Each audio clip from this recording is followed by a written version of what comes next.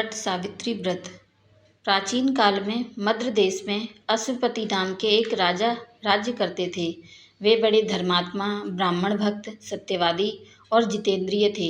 राजा को सब प्रकार का सुख था, किंतु कोई संतान नहीं थी। इसलिए उन्होंने संतान प्राप्ति की कामना से 18 वर्षों तक पत्नी सहित सावित्री देवी का विधि पूर्वक व्रत तथा पूजन, कठोर तपस्या की। सर्वगुण देवी सावित्री ने प्रसन्न होकर पुत्री के रूप में अश्वपति के घर में जन्म लेने का वर दिया। यथा समय राजा की बड़ी रानी के गर्भ से एक परम तेजस्वी सुंदर कन्या ने जन्म लिया। राजा ने उस कन्या का नाम सावित्री रखा। राजकन्या शुक्ल पक्ष के चंद्रमा की भांति दिनों दिन बढ़ने लगी। धीरे धीरे उसने युवावस्था में प्रवेश किया। उसके रूप लावण्य को भी जो भी देखता उस पर मोहित हो जाता। कन्या के युवा होने पर अश्वपति ने सावित्री के विवाह का विचार किया। राजा के विशेष प्रयास पर भी सावित्री के योग्य कोई वर नहीं मिला।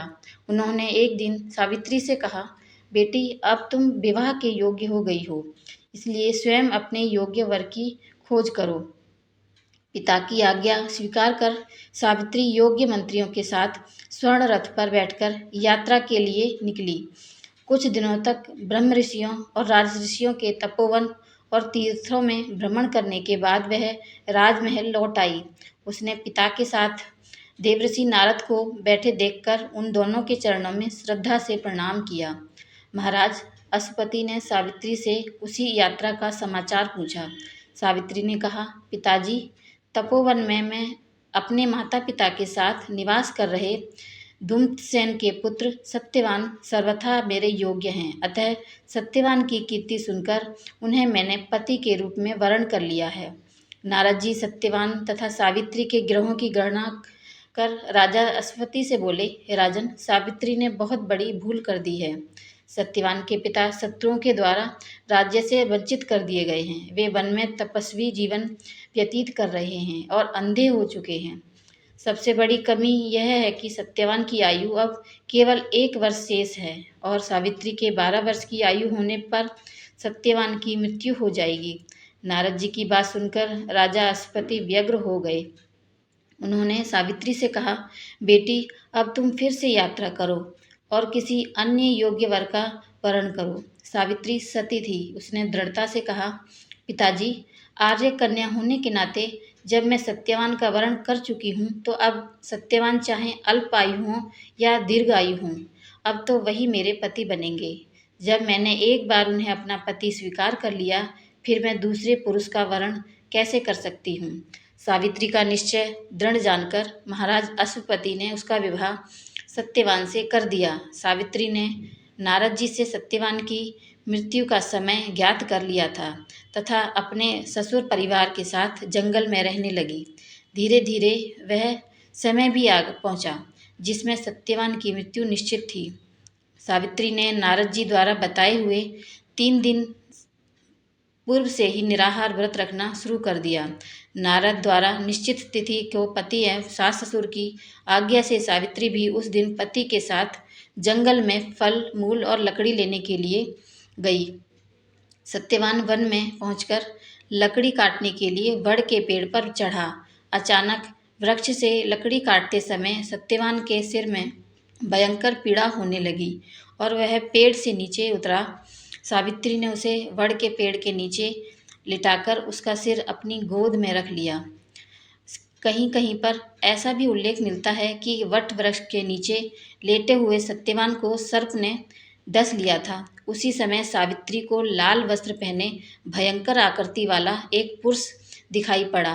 वे साक्षात यमराज थे। यमराज ने ब्रह्मा के विधान के रूप में रूपरेखा सावित्री के सामने स्पष्ट की और सावित्री से कहा, तू पतिव्रता है, तेरे पति की आयु समाप्त हो गई है, मैं इसे लेने आया हूँ। इतना कहकर देखते ही देखते यमराज ने सत्यवान के शरीर से सूक्ष्म जीवन को निकाला और सत्यवान के प्राणों को लेकर वे दक्षिण दिशा की ओर चल दिए।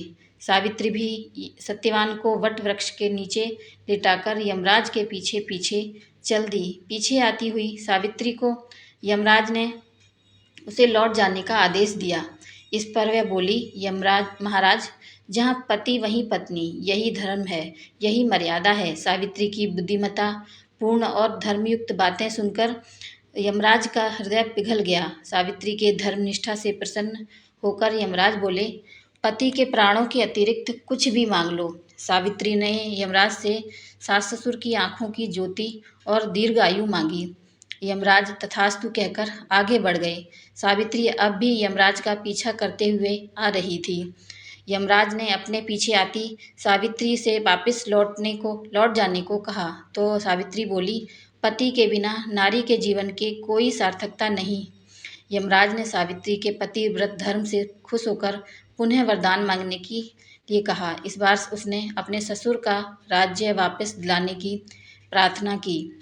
तथास्तु कहकर यमराज आगे चल दिए। सावित्री अब भी यमराज के पीछे चलती रही। इस बार यमराज ने सावित्री को 100 पुत्रों का वरदान दिया, पर पति के बिना मैं माँ किस प्रकार बन सकती हूँ। अपना यह तीसरा वरदान पूरा कीजिए। सावित्री की धर्मनिष्ठा, ज्ञान, विवेक तथा पतिव्रत धर्म की बात जानकर यमराज ने सत्यवान के प्राणों को अपने पास से स्वतंत्र कर दिया।